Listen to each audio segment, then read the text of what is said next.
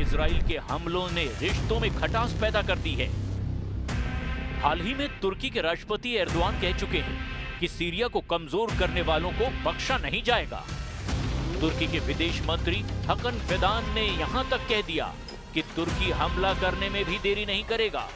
यानी राष्ट्रपति और विदेश मंत्री तुर्की अब पूरी तरह से इजराइल को अपना टारगेट पर ले चुका है। तुर्की और मिस्र के विदेश मंत्रियों की मुलाकात हुई है। दोनों ने नेतन्याहू के गाजा प्लान का विरोध किया है।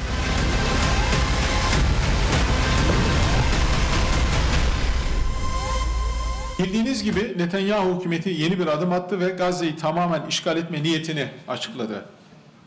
Biz bu planı sonuna kadar reddediyoruz. Söz konusu plan İsrail'in yayılmacı ve soykırımcı politikasının yeni bir aşamasıdır.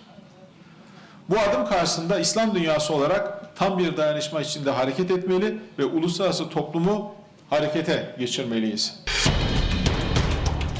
Netanyahu का विरोध इजराइल के अंदर भी हो रहा है और इजराइल के पूर्व प्रधानमंत्री हुएद अल-मार्ट ने भी नेतन्याहू को क्या सलाह दी है उसे जरूर देखिए, क्योंकि इससे अंदाजा लगेगा कि नेतन्याहू के ऑर्डर पर इजरायली सेना का अगला कदम कौन सा नया तूफान ला सकता है।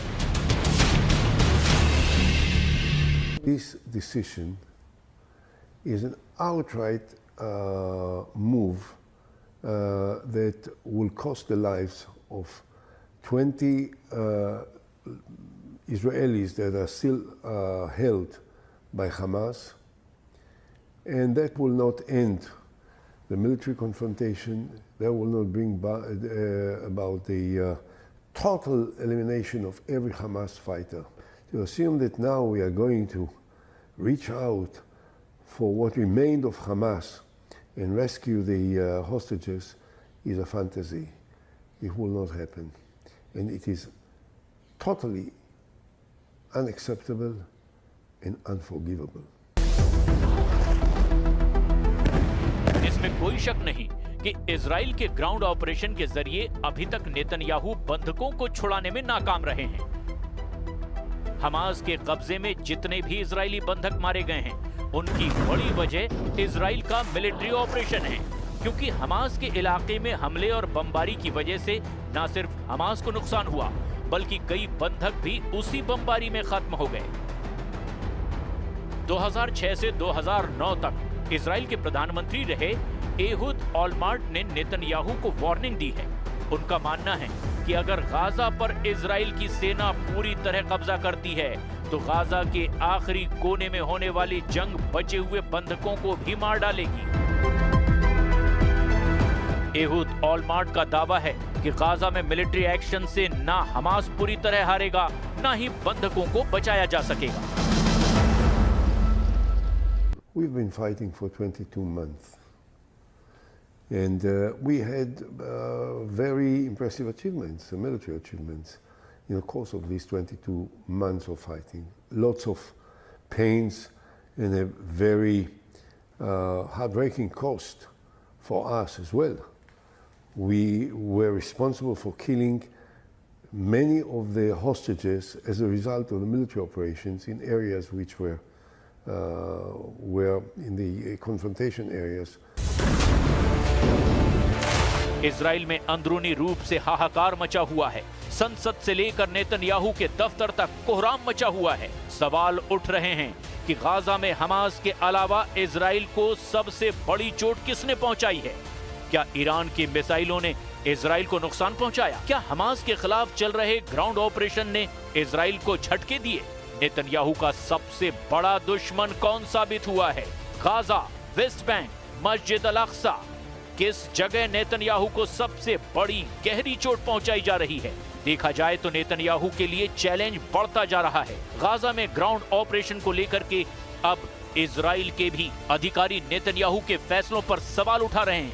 पिछले कुछ महीनों में नेतन्याहू कैसे अपने ही घर में घिरे हैं, उसे भी समझने की जरूरत है। नेतन्याहू ने नवंबर 2024 में तत्कालीन रक्षा मंत्री योव गैलेंट को हटा दिया था। इसके बाद जनरल जमीर से पहले आईडीएफ चीफ रहे हर्जी हलेवी ने मार्च 2025 में इस्तीफा दिया था। नेतन्याहू आंतरिक खुफिया एजेंसी शिन बेत के प्रमुख रॉनन बार को हटाना चाहते थे, लेकिन कोर्ट ने इस पर रोक लगा दी। लेकिन नेतन्याहू के दो कट्टरपंथी सहयोगी वित्त मंत्री बेजालेल स्मोट्रिच और राष्ट्रीय सुरक्षा मंत्री इतामार बेन ग्विर अब गाजा का इजराइल में विलय करने की मांग कर रहे हैं। वो वहां इजरायली बस्ती बसाना चाहते हैं। המקום בו הוכחנו שאפשר לעשות ריבונות ומשילות. דווקא מכאן צריך להעביר מסר ולדאוג שכבר היום כובשים את כל רצועת עזה, מכריזים ריבונות בכל רצועת עזה, מורידים כל חמאסניק ומעודדים הגירה מרצון. इजराइल के सिक्योरिटी मिनिस्टर ने कहा कि पूरा गाजा अब इजराइल में मिला लिया जाएगा, लेकिन क्या ये इतना आसान है? वैसे गाजा को लेकर नेतन्याहू पर पड़ रहा है भारी दबाव और अब व्हाइट हाउस में भी देखा जा सकता है। हमास को लेकर अमेरिका का गुस्सा और तेजी से भड़क गया है। अमेरिका के राष्ट्रपति डोनाल्ड ट्रंप ने कहा कि हमास शांति नहीं चाहता बल्कि मारना चाहता है। इसीलिए अब वक्त आ गया है कि इजराइल हमास का पूरी तरह से सफाया कर दे। ट्रंप का बयान ऐसे वक्त में आया जब अमेरिका गाजा में मध्यस्थता से अलग हो चुका है। गाजा में हमास के पास अब भी 20 से ज्यादा ऐसे बंधक हैं जिनकी जिंदगी अब मौत से बचाने वाली एक नोक पर ठहरी हुई है। और इसमें से एक हैं इजरायली बंधक एव्यातार डेविड, जिसका वीडियो हमास ने जारी किया है। इस वीडियो में उसे अपनी कब्र खोदते हुए देखा जा सकता है। 24 साल का एव्यातार डेविड सुरंग में ही एक गड्ढा खोद रहा है। हमास के इस वीडियो में वो बताता है कि ये गड्ढा वो अपनी कब्र बनाने के लिए खोद रहा है। כל יום שעובר הגוף שלי הולך נחלש, נראה רזה יותר וחלש יותר. מבחינתי זה נראה שאני בדרך למוות שלי. אני חובר לעצמי את הקבר שבו אני אולי אשכב, ובאמת